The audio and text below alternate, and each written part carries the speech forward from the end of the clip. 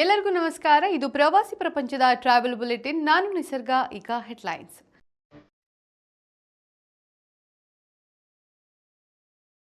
ಸುಬ್ರಹ್ಮಣ್ಯದಿಂದ ಮಂಗಳೂರು ಸಂಚರಿಸುವ ಹಲವು ರೈಲುಗಳು ಸ್ಥಗಿತ. ರೈಲ್ವೆ ಇಲಾಖೆಯಿಂದ ಅಧಿಕೃತ ಪ್ರಕಟಣೆ.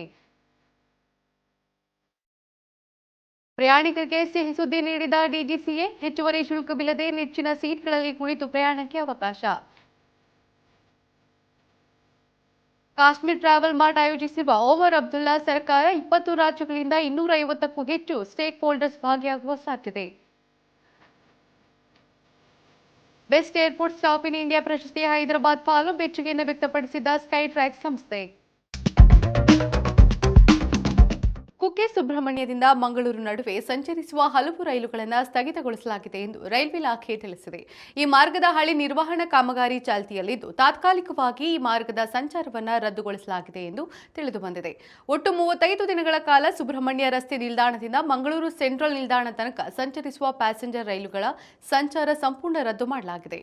ಮಾರ್ಚ್ 23ರಿಂದ ಏಪ್ರಿಲ್ 14ರವರೆಗೆ ಮತ್ತು ಜೂನ್ 10ರಿಂದ 21ರವರೆಗೆ ಕಾಮಗಾರಿ ಜರುಗಲಿದ್ದು ಹಲವು ರೈಲುಗಳ ಸಂಚಾರವನ್ನು ರದ್ದುಗೊಳಿಸಿ ರೈಲ್ವೆ ಇಲಾಖೆ ಪ್ರಕಟಣೆ ಹೊರಡಿಸಿದೆ. ವಿಮಾನಯಾನ ಮಾಡುವ ಪ್ರಯಾಣಿಕರಿಗೆ ಸಿಹಿ ಸುದ್ದಿಯೊಂದನ್ನು ಡಿಜಿಸಿಎ ನೀಡಿದೆ. ಈವರೆಗೆ ಅಕ್ಕಪಕ್ಕದ ಸೀಟ್ಗಳಲ್ಲಿ ಕುಳಿತು ವಿಮಾನ ಪ್ರಯಾಣ ಮಾಡಲು ಬಯಸುವ ಪ್ರಯಾಣಿಕರಿಗೆ ಒಂದೇ ಕಡೆ ಸೀಟುಗಳು ಸಿಗುವುದು ಕಷ್ಟ ಸಾಧ್ಯವಾಗಿತ್ತು. ಬೇರೆ ಬೇರೆ ಸೀಟುಗಳಲ್ಲಿ ಕುಳಿತು ಪ್ರಯಾಣಿಸಬೇಕಿತ್ತು. ಒಂದು ವೇಳೆ ಸಿಕ್ಕರೂ ಅದಕ್ಕೆ ಹೆಚ್ಚುವರಿ ಶುಲ್ಕ ನೀಡಬೇಕಿತ್ತು. ಇಲ್ಲವಾದರೆ ಸೀಟುಗಳನ್ನು ಬದಲಾಯಿಸಿಕೊಳ್ಳಲು ಸಹ ಪ್ರಯಾಣಿಕರಿಂದ ಸಹಾಯ ಪಡೆಯಬೇಕಾಗುತ್ತಿತ್ತು. ಈ ಸಮಸ್ಯೆಗಳಿಗೆ ಡಿಜಿಸಿಎ ನೂತನ ನಿಯಮ ಪರಿಹಾರ ನೀಡಿದೆ. ಡಿಜಿಸಿಎ ಹೊಸ ನಿಯಮದ ಅನುಸಾರ ಒಟ್ಟಿಗೆ ಪ್ರಯಾಣಿಸಲು ಬಯಸುವ ಪ್ರಯಾಣಿಕರು ಒಂದೇ ಪಿಎನ್ಆರ್ ಅಡಿ ಅಕ್ಕಪಕ್ಕದ ಸೀಟ್ಗಳ ಟಿಕೆಟ್ ಬುಕ್ ಮಾಡಬಹುದಾಗಿದೆ. ವಿಮಾನಯಾನ ಸಂಸ್ಥೆಗಳು 60% ಸೀಟುಗಳನ್ನು ಆಯ್ಕೆಗೆ ಮುಕ್ತವಾಗಿ ಇಡುವಂತೆ ಡಿಜಿಸಿಎ ಆದೇಶಿಸಿದೆ.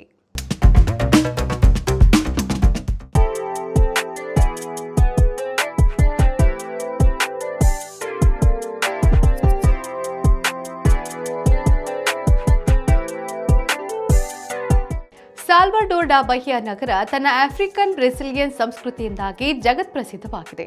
ಇದು ಕೇವಲ ಒಂದು ಪ್ರವಾಸಿ ತಾಣವಲ್ಲ, ಇದು ಆ ದೇಶದ ಮೊಟ್ಟಮೊದಲ ರಾಜಧಾನಿಯಾಗಿತ್ತು. ಈ ನಗರವು ಕೆರಿಬಿಯನ್ ಮತ್ತು ಆಫ್ರಿಕನ್ ಸಂಸ್ಕೃತಿಗಳ ಸುಂದರ ಸಮ್ಮಿಲನವಾಗಿದ್ದು, ಯುರೋಪಿಯನ್ ಶೈಲಿಯ ಹಳೆಯ ಕಟ್ಟಡಗಳು ಇಂದಿಗೂ ಇಲ್ಲಿನ ಸೌಂದರ್ಯವನ್ನ ಹೆಚ್ಚಿಸಿವೆ. ಇಲ್ಲಿನ ಹಳೆಯ ನಗರದ ಕೇಂದ್ರ ಭಾಗವಾದ ಪೆಲೋರಿನ್ಹೋ ಯುನೆಸ್ಕೋ ವಿಶ್ವ ಪರಂಪರೆಯ ತಾಣವಾಗಿದೆ. ಇಲ್ಲಿನ ಕಿರಿದಾದ ರಸ್ತೆಗಳು ಮತ್ತು ಪೇಸ್ಟಲ್ ಬಣ್ಣದ ಮನೆಗಳು ನೋಡಲು ಅದ್ಭುತವಾಗಿರುತ್ತವೆ. ವಿಶೇಷವೆಂದರೆ ಮೈಕಲ್ ಜಾಕ್ಸನ್ ಅವರ ಪ್ರಸಿದ್ಧ ಹಾಡು they don't care about us ನ ಚಿತ್ರೀಕರಣ ಕೂಡ ಇದೇ ಬೀದಿಗಳಲ್ಲಿ ನಡೆದಿತ್ತು. ಇಲ್ಲಿ ವಿಶ್ವದ ಅತಿ ದೊಡ್ಡ ಬೀದಿ ಕಾರ್ನಿವಲ್ ನಡೆಯುತ್ತದೆ. ಹಾಗಾದ್ರೆ ಈ ನಗರ ಯಾವ ದೇಶದಲ್ಲಿದೆ? ಕಾಶ್ಮೀರದ ಎಲ್ಲಾ ಪ್ರವಾಸಿ ತಾಣಗಳನ್ನು ಪ್ರವಾಸಿಗರ ಆಗಮನಕ್ಕೆ ಮುಕ್ತವಾಗಿಸಲು ಸರ್ಕಾರ ನಿರ್ಧರಿಸಿದೆ. ಈಗಾಗಲೇ ಹಿಮಗಿರಿಯ ವಿವಿಧ ಭಾಗಗಳಲ್ಲಿ ಪ್ರವಾಸೋದ್ಯಮ ಚಟುವಟಿಕೆಗಳು ಪ್ರಾರಂಭವಾಗಿದ್ದು, ಉಳಿದ ತಾಣಗಳನ್ನು ಪ್ರವೇಶಕ್ಕೆ ಮುಕ್ತಗೊಳಿಸಲು ಸಿದ್ಧತೆ ನಡೆದಿದೆ ಎಂದು ಸಿಎಂ ಒಮರ್ ಅಬ್ದುಲ್ಲಾ ತಿಳಿಸಿದ್ದಾರೆ. ಪ್ರವಾಸೋದ್ಯಮದ ಉತ್ತೇಜನಕ್ಕೆ ವಿವಿಧ ಕಾರ್ಯಕ್ರಮಗಳನ್ನು ಹಮ್ಮಿಕೊಳ್ಳಲು ಸಜ್ಜಾಗಿರುವ ಸರ್ಕಾರ ಏಪ್ರಿಲ್ ತಿಂಗಳಿನಲ್ಲಿ ಕಾಶ್ಮೀರ್ ಟ್ರಾವೆಲ್ ಮಾರ್ಟ್ ಆಯೋಜನೆಗೆ ಮುಂದಾಗಿದೆ. ಏಪ್ರಿಲ್ 14 ಮತ್ತು 15ರಂದು ನಡೆಯುವ ಈ ಕಾರ್ಯಕ್ರಮದಲ್ಲಿ ದೇಶದ 20 ರಾಜ್ಯಗಳಿಂದ 250ಕ್ಕೂ ಹೆಚ್ಚು ಸ್ಟೇಕ್ ಹೋಲ್ಡರ್ಸ್ ಭಾಗವಹಿಸಲಿದ್ದಾರೆ. ಈ ಕಾರ್ಯಕ್ರಮದಲ್ಲಿ ಕರಕುಶಲ ಸಫಾರಿಗಳ ಮೂಲಕ ಪ್ರಾದೇಶಿಕ ಪ್ರವಾಸೋದ್ಯಮ ಸಾಮರ್ಥ್ಯವನ್ನು ದ್ವಿಗುಣಗೊಳಿಸುವ ಬಗ್ಗೆ ಮಾಹಿತಿ ವಿನಿಮಯ ಮಾಡಿಕೊಳ್ಳಲಾಗುವುದು ಎಂದು ಸಿಎಂ ತಿಳಿಸಿದ್ದಾರೆ. ಹೈದರಾಬಾದ್ ವಿಮಾನ ನಿಲ್ದಾಣ 2026ರ best airport staff in India and South Asia ಎಂಬ ಪ್ರಶಸ್ತಿಯನ್ನ ತನ್ನದಾಗಿಸಿಕೊಂಡಿದೆ.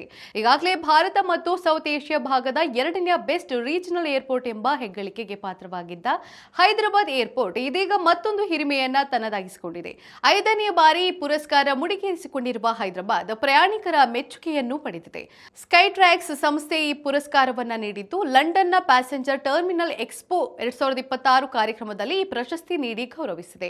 ಪ್ರಯಾಣಿಕರ ಚೆಕ್ ಇನ್ ಮತ್ತು ಚೆಕ್ಔಟ್, ಸಿಬ್ಬಂದಿ ಸೇವೆ, ತಂತ್ರಜ್ಞಾನ ಅಳವಡಿಕೆ ಮತ್ತು ಗುಣಮಟ್ಟದ ಸೇವೆಗಳನ್ನು ಆಧರಿಸಿ ಈ ಪ್ರಶಸ್ತಿ ನೀಡಲಾಗಿದೆ ಎಂದು ಸ್ಕೈ ಟ್ರ್ಯಾಕ್ ಸಂಸ್ಥೆ ತಿಳಿಸಿದೆ.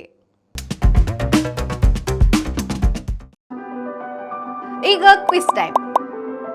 ಇಂದಿನ ಪ್ರಶ್ನೆ: ಗಿನ್ನಿಸ್ ದಾಖಲೆಗೆ ಪಾತ್ರವಾಗಿರುವ ಇಂದಿಗೂ ಅಸ್ತಿತ್ವದಲ್ಲಿರುವ ಜಗತ್ತಿನ ಅತಿ ಪುರಾತನ ಹೋಟೆಲ್ ಯಾವುದು?